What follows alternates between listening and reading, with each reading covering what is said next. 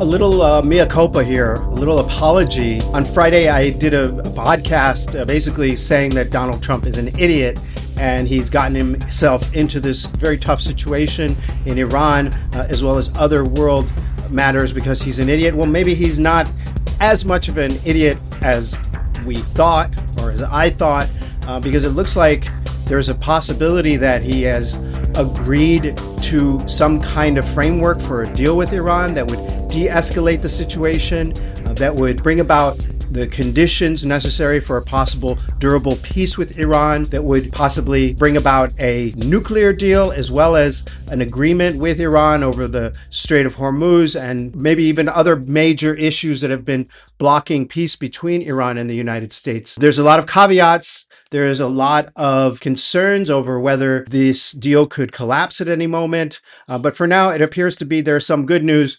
And especially one sign that there is some good news is that all the right people are freaking out in Washington. I'm Borzu Dergahi. I am a longtime foreign correspondent. I've been covering Iran as a journalist for the Los Angeles Times, the Independent of the UK, the Financial Times, BuzzFeed News for literally decades. And this is my podcast. It's called Badlands. It's on Apple Podcasts. It's on Spotify. It's on YouTube. But my home is especially on Substack at borzu.substack.com. I wanted to talk a little bit about what we're hearing about this deal from various sources. It appears to be an agreement to open up the Strait of Hormuz by both the United States and Iran. In exchange, there would be a little bit of sanctions relief for Iran. There would be some releasing of Iran's billions in frozen funds. There would be other parts of this agreement. And this was announced by Donald Trump. It's been leaked out by people in the Iranian administration, and it has created a lot of buzz in social media and on news channels and so on. There is some doubts as to whether this agreement will come to fruition. In the last few hours, we see some reports that Israel in particular is objecting to certain provisions of the deal. Ever since news came out that this deal might emerge, Israel has launched fresh offensives in Lebanon and in Gaza, real horrific attacks that were obviously meant to provoke the Iranians and prevent this deal from coming to fruition.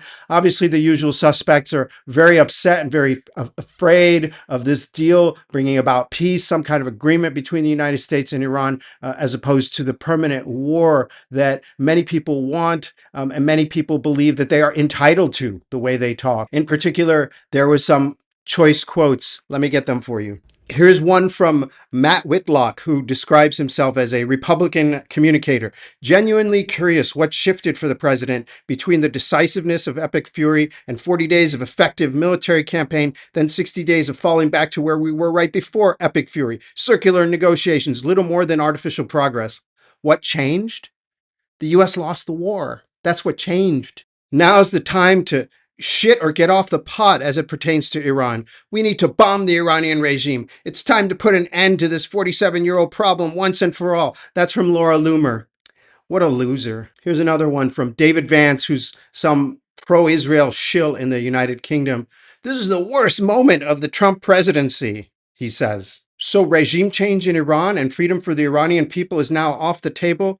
We are just suddenly supposed to forget all about that, writes Yoav Kaufman, some Israeli commentator. Bro, that ship sailed in the first few minutes of the war when the U.S. struck a school full of children with a double or triple tap of Tomahawk missiles, killing 168 kids in one fell swoop. There's a guy, his name is Dr. Neil Stone. He's like some pro-Israel shill. If this deal is signed, epic fury becomes epic failure. It's as simple as that. It's like, you know what? We were calling it epic failure on like day 3, bro. I'm deeply concerned about what we're hearing about an Iran deal being pushed by some voices in the administration, writes Ted Cruz.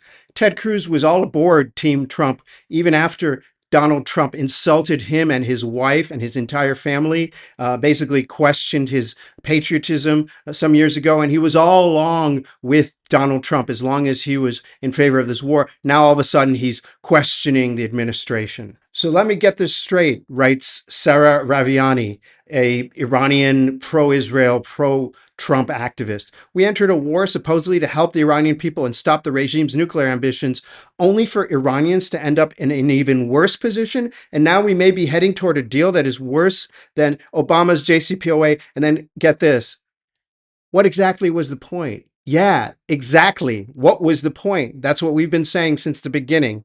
And then Lindsey Graham with this gem of a quote. It makes one wonder why the war started to begin with if these perceptions are accurate.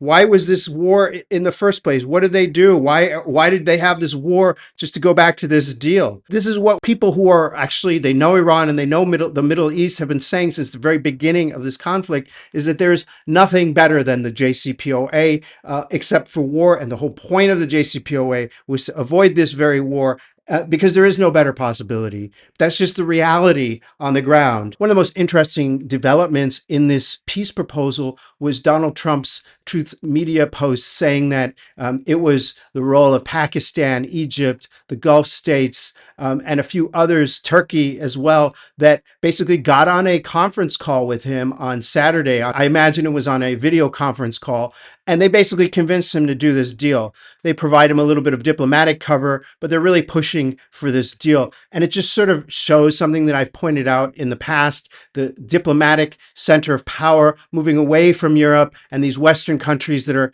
just so basically corrupt and beholden to the US, to countries like Pakistan and Turkey and Saudi Arabia and Egypt. They're looking out for their own interests and practicing honest diplomacy. They're taking Iran's interests into account. And so this has been a real breakthrough. I think if anyone deserves the Nobel Prize, I think these countries, especially Pakistan, as well as Turkey, Saudi Arabia, Egypt, these other participants in this, they should maybe get a Nobel Prize if this peace becomes durable and this war ends. They argued against the war in the beginning, and then once the war started, they did their very best. They did their level-headed best to try to put brakes on the war and bring it to an end, and now they're trying to bring about a durable peace. Anyway, this is a special Sunday edition of the podcast. I have not been doing Sundays. I've been taking weekends off. I hope everyone is having a great Memorial Day weekend. It has not been a great Memorial Day weekend, however, in Turkey. In Turkey, there was a really ugly move whereby the head of the opposition party, the People's Republican Party, the CHP as it's called by its Turkish acronym, he was summarily removed from his position. And basically there was really ugly scenes where police, at the behest of the installed loser, kind of wimpy, pathetic head of the party that Erdogan's courts reappointed as head of the party, they were basically breaking into the headquarters of the CHP in Ankara to install Kemal Kılıçdaroğlu. Now, I've met Kemal Kılıçdaroğlu. He seemed like an okay guy. He was much better one-on-one. I've seen him speak. He's a dull speaker. He's rather old. He's sort of clinging to power, refuses to get off of the throne from his party, even though people in his own party want him gone. And this whole move appears engineered by Erdogan to basically dismantle Turkey's main opposition party. There's not a lot of street protests as there were when Istanbul's mayor Ekrem İmamoğlu was arrested a couple years back. And I think that's partly because people are just sort of exposed to politics, kind of tired. They don't want to get arrested for nothing. They don't believe in the cause of this moderate social democratic party too much. They don't seem to offer a lot of great solutions about helping the country. They just seem to be kind of a more liberal version of the same kind of neoliberalism that Recep Tayyip Erdogan's AK Party is offering. And I think that is a shame at this point. It's also the Eid al-Adha, or the Bayram, the Kurban Bayram, the holiday here for the feast. And a lot of people are out of town. So who knows what will happen when they return from town. The police presence throughout Istanbul, and I live in central Istanbul, has been very heavy. So they're clearly worried about protests breaking out. Really, this has been a huge blow for Turkish democracy. Erdogan also did something that was really hardcore. He closed a university, Bilgi University, one of the private universities. He just didn't think that it was under control enough of the government and pro-government shills. So he basically closed it. And he forced students that are there to matriculate with a state-owned university, a state-operated university that's more under his thumb.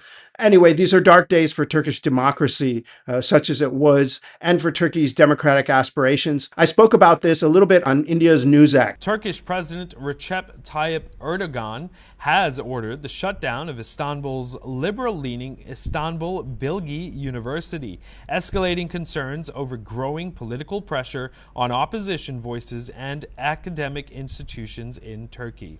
The presidential decree revokes the university's operating license with immediate effect, impacting more than 20,000 local and international students. The development comes amid rising political unrest after a Turkish court effectively ousted opposition CHP leader Özgür Özel by annulling the party's 2023 Congress results.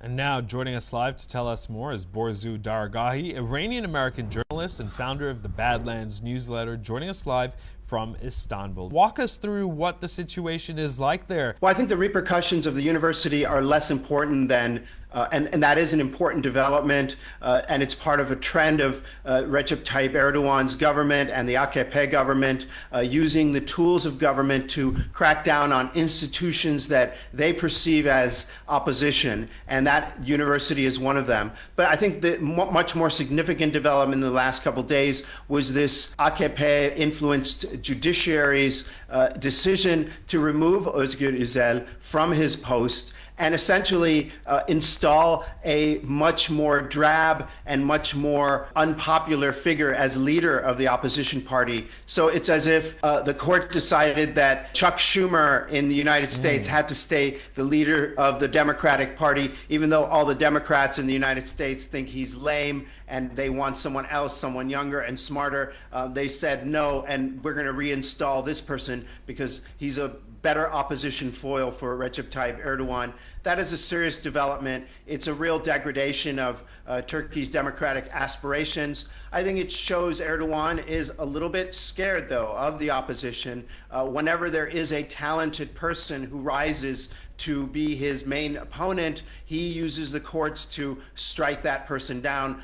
It was Ekrem İmamoğlu, the mayor of Istanbul before, and now it's Özgür Özel, who is the leader of the People's Republican Party, the main opposition. So as far as what's next for Özgür Özel, he essentially stated, or vowed rather, that he would not surrender. Is he still allowed to essentially take part in politics in Turkey? I mean, I haven't read the exact court decision.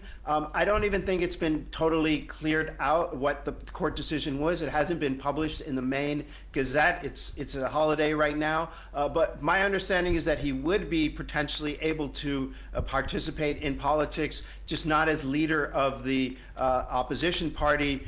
Perhaps he could run for a smaller office and so on. It's just that the problem was that he was getting too popular and he was too charismatic. And so the courts decided to get rid of him and put someone, Kemal Kılıçdaroğlu, who is less popular, less charismatic, older, not a good speaker, and not a motivating figure in his place. This is to help Erdogan's prospects, and it could be the lead up to snap elections that Erdogan may call for in order to extend his rule.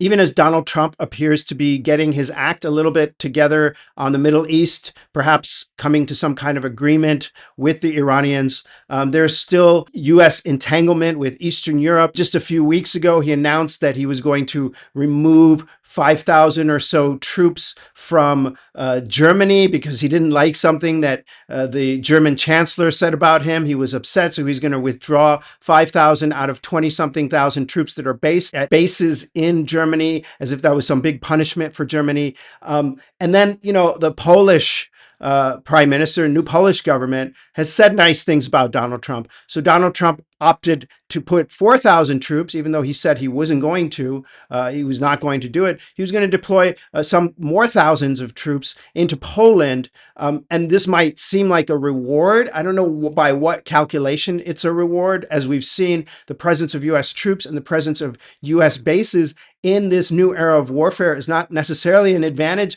It actually makes your country a target, as we saw in the Gulf, especially with the new kinds of technology and so on. But whatever. Poland welcomed this fresh deployment of troops to its country. I think the problem might be, though, the Russians might not see this as sort of an innocent move or as a gesture of political patronage by the U.S. They might see this as provocative, as if the U.S. is bolstering the military capabilities of one of the main countries involved in the Ukraine war. And I spoke about this too in that same interview with India's NewsX. Listen in. Poland's Foreign Minister Radoslaw Sikorski has thanked U.S. President Donald Trump for his announcement to deploy an additional 5,000 troops to Poland, as NATO Secretary General Mark Rutte also voiced his welcome for the decision. With regards to this latest development and NATO, do you believe that the world or Iran, the U.S. and Israel are gearing up for some sort of retaliatory attacks from Iran? I don't think this is related to Iran. I think that this is just a little bit of reshuffling of U.S. troops. If viewers recall, it was not long ago that Donald Trump said that he would remove lots of troops, perhaps around 5,000, from Germany as punishment for the German chancellor's mean comments about him. The Polish leadership has been nicer to Donald Trump, and the Polish American community is rather pro-Trump. And so this is basically an attempt to reward Poland because Poland is nice to Donald Trump. And it's not really much more than that. However, I think it could be perceived by Russia as something more dangerous because you have additional U.S. troops coming closer to the Ukraine conflict. And this could be seen by Russia as a little bit of mission creep on the part of the U.S. And it's very contradictory. On the one hand, the U.S. administration keeps saying they want out of Ukraine. They want the Europeans to fight the battle on their own. On the other hand, they're bolstering Polish defenses by adding additional troops in Poland. Mr. Dargahi, do you also believe, or what is your take rather, on why Mark Rutte is essentially emphasizing self-reliance within NATO? Do you believe that has anything to do with Trump's pattern that you've just discussed with regards to his inconsistency as far as sending troops to Europe is concerned? I think that Mark Rutte is just being nice to Donald Trump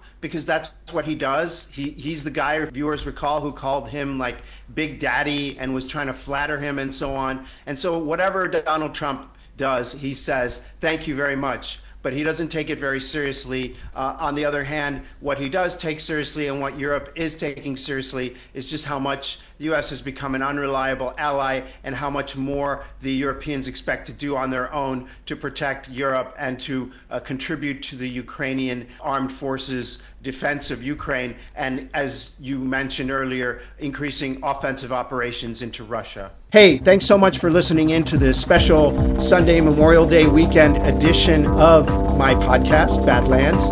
There's more good stuff coming later this week. I already have it lined up. So tune in, listen in, read, subscribe for zoo.substack.com. Thanks a lot.